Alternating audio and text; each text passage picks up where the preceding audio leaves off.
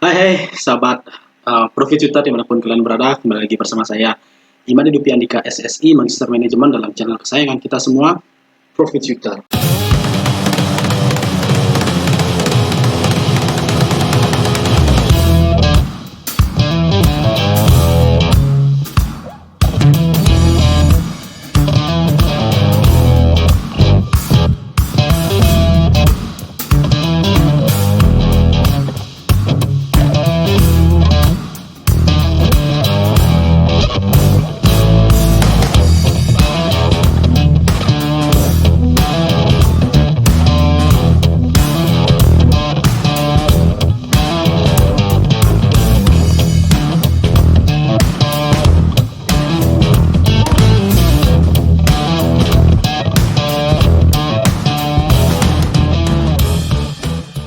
Ya, jadi channel ini merupakan channel yang fokus membahas seputar edukasi dalam dunia perinvestasian. Nanti kita banyak sekali belajar tentang analisa teknikal, kemudian ada analisa fundamental, kemudian ada mindset-mindset yang harus kita pegang, yang harus kita pahami sebelum kita terjun ke dalam dunia investasi dan juga dunia trading. Kemudian ada info-info menarik dan yang tentunya teknik-teknik jitu super rahasia yang akan membawa kalian untuk mendapatkan cuan ataupun profit dalam dunia investasi. Jadi jangan lupa like, komen, dan subscribe apabila kalian mendapatkan manfaat dan juga insight dari video-video saya, dan share sebanyak-banyaknya video ini kepada teman, kerabat, ataupun saudara yang kiranya membutuhkan video edukasi tentang investasi. Stay tune terus.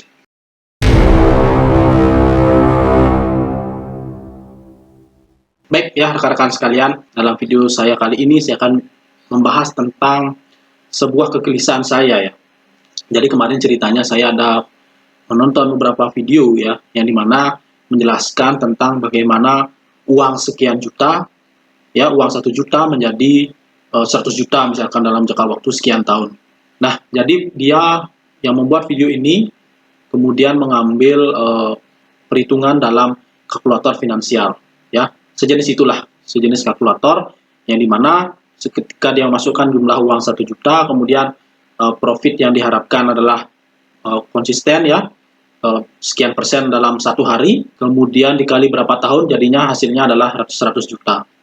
Nah, ini kan sebenarnya saya ingin mengingatkan teman-teman ya bahwa metode ini yang dijelaskan oleh si pembuat video ini bukannya salah, tapi ini cenderung menjadi sebuah angan-angan atau menjadi sebuah harapan yang terlalu besar. Kenapa? Karena dengan menggunakan kalkulator tersebut, dia tidak memasukkan yang namanya perhitungan risiko.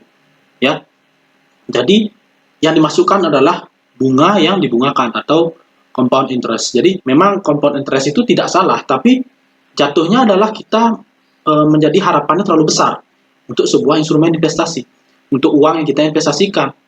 Jadinya kita dengan melihat atau dengan kita menentukan, dengan kita melihat video tadi ya, video yang tadi tersebut, itu kita sudah berpikir bahwa oh kita bisa nih dapat uang sekian ratus juta dengan modal hanya 1 juta, dengan kita hanya diam saja di rumah. Ya, kita mengandalkan cuan atau profit yang konsisten setiap hari. Nah, ini kan menjadi sesuatu yang menjadi sebuah misinformasi ya. Karena memang dalam dunia investasi itu, dalam dunia trading itu tidak ada yang namanya tanpa risiko. Ya. Jadi memang itu seperti zero risk kelihatannya ya, karena memang uang 1 juta menjadi 100 juta walaupun ditulisnya hanya 2% atau 3% dia minta profit konsisten setiap hari. Nah, teman-teman bayangkan profit konsisten setiap hari. Ya, deposito aja bisa ngasih 4%, teman-teman. Nah, sekarang saya akan berikan sebuah analogi ya, teman-teman ya. Misalkan nih, teman-teman mengharapkan profit konsisten, anggaplah 2%. Ya, 2% setiap hari. Nah, apakah yakin teman-teman bahwa investasi teman-teman itu akan menghasilkan profit konsisten setiap hari 2%? Nah, dengan tanpa adanya risiko tadi. Ya, misalkan nih sekarang di hari pertama teman-teman dapat 2%, kemudian di hari kedua teman-teman loss 2%, di hari ketiga teman-teman loss 4%. Berarti di hari keempat teman-teman harus bisa merecovery loss tadi. Berarti harus teman-teman bisa mendapatkan minimal 4% untuk balik modal atau minimal 2% ya agar bisa balik modal. Nah, teman-teman bayangkan dalam waktu hanya 4 hari teman-teman harus bisa membalikkan keadaan, harus bisa mendapatkan lebih profit lebih dari 4%. Ya, deposito aja ngasihnya 4% teman-teman ya. Nah, ini memang harus teman-teman sadari bahwa eh, jangan pernah tidak memasukkan unsur risiko ke dalam investasi, karena dalam investasi itu tidak ada yang namanya jaminan, tidak ada yang namanya garansi, apalagi tidak ada yang namanya tanpa risiko. Ini semua harus ada risiko. Ya, misalkan nih, kalau misalkan teman-teman ingin mendapatkan sesuatu yang pasti, ya berarti teman-teman itu harusnya dagang aja. Ya, kenapa saya bilang dagang? Karena memang, ya saya berikan contoh. Misalkan teman-teman nih jualan tempe, ya jualan tempe. Teman-teman beli atau modal tempe berapa? Misalkan anggaplah 1.000. Nah, teman-teman jual 1.500. Itu kan sudah pasti cuannya atau profitnya 50% kan? Nah, tapi apakah dengan saya bilang dagang itu berarti tanpa risiko? Ya jelas ada. Seperti contohnya tempe tadi, tempe itu juga bisa busuk kan. Nah, misalkan modal 1 juta, kemudian busuk 500.000, berarti teman-teman bisa jual 500.000 dengan profit 50%, berarti teman-teman dapat 750.000, berarti kan teman-teman rugi. Tapi seandainya tidak ada yang busuk, ya 1 juta menjadi 1.500.000. Nah, ini kan merupakan cuan atau profit yang pasti. Nah, contoh misalnya jual buah-buahan juga, itu pasti ada resiko. Nah, artinya apa? Tidak ada yang tanpa risiko di dunia ini. Ya, semua ada risiko, apalagi teman-teman bicara tentang investasi. Jadi kalau misalkan teman-teman ingin jual tempe, teman-teman kan harus pastikan dulu market tempenya ada. Ya, siapa sih nggak butuh tempe gitu ya. Misalkan teman-teman jualan di pasar aja, itu penjual tempe yang sudah banyak, berarti kan market tempe ada. Siapa marketnya? Ya orang-orang yang lewat, orang-orang yang masuk ke dalam pasar, itu adalah semua market untuk tempe. Tapi kalau misalkan di pasar modal atau di pasar saham itu, apakah sesimpel itu marketnya? Apakah teman-teman punya saham A, teman-teman beli di harga 1.000, apakah pasti teman-teman bisa jual di harga 1.500? Ya, di 1.100 saja belum tentu teman-teman bisa jual kalau belum tahu konsepnya. Ya, bisa-bisa teman-teman malah jual di bawah harga 1.000, jatuhnya teman-teman adalah rugi. Nah, di sini juga harus teman-teman paham bahwa konsepnya ini adalah sesuatu yang berbeda antara pasar konvensional dengan pasar modal. Nah, saya sudah bahas sebelumnya di video-video saya, silakan teman-teman cek sendiri. Ya, tapi saya sudah bahas di sana.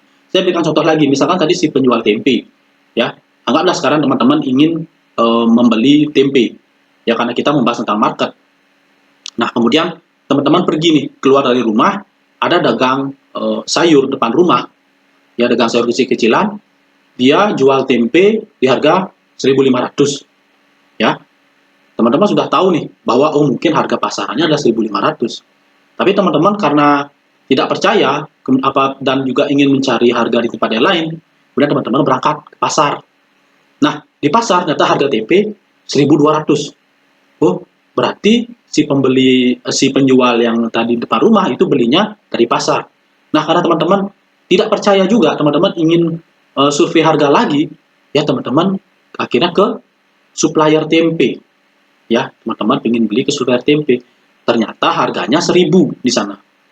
Nah, artinya, berarti bukan harga modalnya 1.000, berarti di bawah ini. Nah, akhirnya apa? Teman-teman akhirnya membuat tempe sendiri. Nah, tempe sendiri, dan teman-teman dari beli kedelainya, kemudian teman-teman mulai prosesnya, kemudian teman-teman nunggunya ya, karena kan harus ada prosesnya tuh, dari kedelai sampai jadi tempe jadi. Nah, itu makan waktu sekian hari, tapi teman-teman akhirnya mendapatkan tempe di harga 600. Nah, teman-teman bayangkan nih, ada jalur distribusi dari 600, kemudian dijual jadi 1.000, kemudian di pasar dijual 1.200, kemudian berakhir di pedagang kecil-kecilan 1.500. Nah, ini kan ada jalur distribusinya, tapi teman-teman akhirnya karena teman-teman mencari sampai ke hulunya, akhirnya teman-teman buat sendiri dengan dapat harga tempe untuk teman-teman konsumsi sendiri di harga Rp600. Nah, tapi teman-teman, ya apakah sebanding harga 600 itu dengan usaha yang teman-teman sudah keluarkan untuk mengolah kedelai menjadi tempe? Kan enggak ya? Kalau teman-teman buat dalam skala produksi, skala massal, mungkin iya. Tapi kalau untuk makan sendiri, jelas tidak.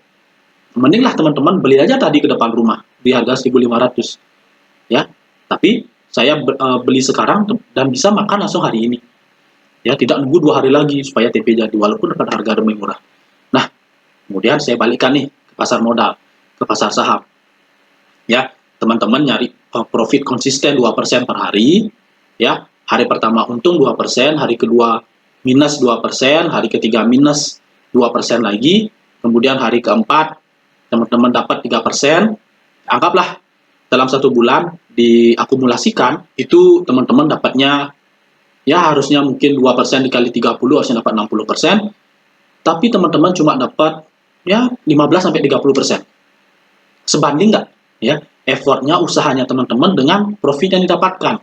Ya, sebanding nggak teman-teman melototi pergerakan chart setiap hari, ya teman-teman tidak ada waktu dengan keluarga, kemudian teman-teman merasakan deg-degannya karena teman-teman sudah mematok sekian persen cuannya per hari, itu teman-teman targetinnya per hari loh, ya. Jadi setiap hari teman-teman harus mengulang lagi proses yang sama. Apakah sesuai effortnya? Apakah sesuai usaha yang teman-teman keluarkan demi mendapatkan 15-30%? Ya, sama seperti tempe tadi. Teman-teman mau jualan tempe, teman-teman beli aja di supplier misalkan, atau misalkan beli aja di pasar 1.200, teman-teman jual 1.500. Ya, berapa persen itu? Nah, kan sampai 30% juga. Itu pasti loh. Teman-teman jual sekarang, itu market tempe kan pasti. Teman-teman beli sekarang langsung bisa jualan. Ya, kalau teman-teman pintar caranya menyimpan mungkin. Jadi resiko busuk tempe itu kan bisa teman-teman tanggulangi kan. Bisa teman-teman minimalisir. Nah, saya balikkan lagi ke tadi pasar modal itu, atau ke saham tadi. Sesuai nggak effort atau usaha yang teman-teman keluarkan untuk mendapatkan hasil yang mungkin 15%, mungkin di bawah lagi, karena ada yang namanya faktor psikologis ya menyerang ya. Jadi sekarang dapat 2%, besok dapat 2%, hari ketiga minusnya bisa 10%, karena memang kita tidak kita tidak konsisten, kita tidak sabar, kita tidak disiplin. Bisa aja kan? Nah, sesuai nggak? Nah, jadi saran saya teman-teman ya, apapun pekerjaan teman-teman saat ini, apapun pekerjaan utama teman-teman, mau teman-teman kerja kantoran, mau teman-teman wirausaha, walaupun pekerja serabutan sekalian, apalagi kalau misalkan hanya di rumah, ya, tapi tetap memulai penghasilan ya, dengan catatan sebaiknya teman-teman investasi aja rutin, ya, jangan lagi mengharapkan yang namanya profit konsisten. Seakan-akan investasi itu tidak ada resikonya, itu hanya sebatas angan-angan, sebatas harapan yang terlalu tinggi, ya, dia tidak memasukkan yang namanya unsur resiko ke dalam investasi.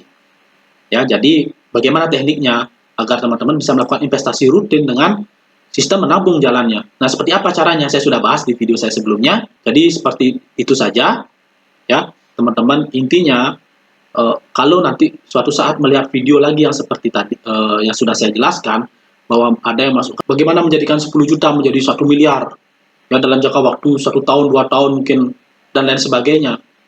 Dan dia memasukkan ke kalkulator yang dimana dia mengharapkan cuan atau profitnya sekian persen dalam setiap hari. Nah, itu teman-teman langsung sudah bisa mematahkannya dalam diri sendiri bahwa wah, ini nggak benar ya, karena memang dia tidak masukkan unsur risikonya. Tapi apakah itu salah? Ya enggak juga, ya, karena memang mungkin dia itu kan harus ada acuan ya, investasi itu memang harus ada acuannya. Jadi agar kita mungkin bersemangat dalam investasi, tapi apakah kita bisa serta-merta mengandalkan hasil perhitungan tersebut? Ya, seperti yang sudah saya jelaskan, jadi teman-teman sudah punya batasan, sudah punya border ya, kemudian batas dalam diri sendiri bahwa oh, investasi ternyata tidak seperti itu, ada yang namanya resiko. Ya, ini harus teman-teman pahami. Kalau mau yang pasti, jualan aja. Ya, jualan, tapi tetap juga ada risikonya.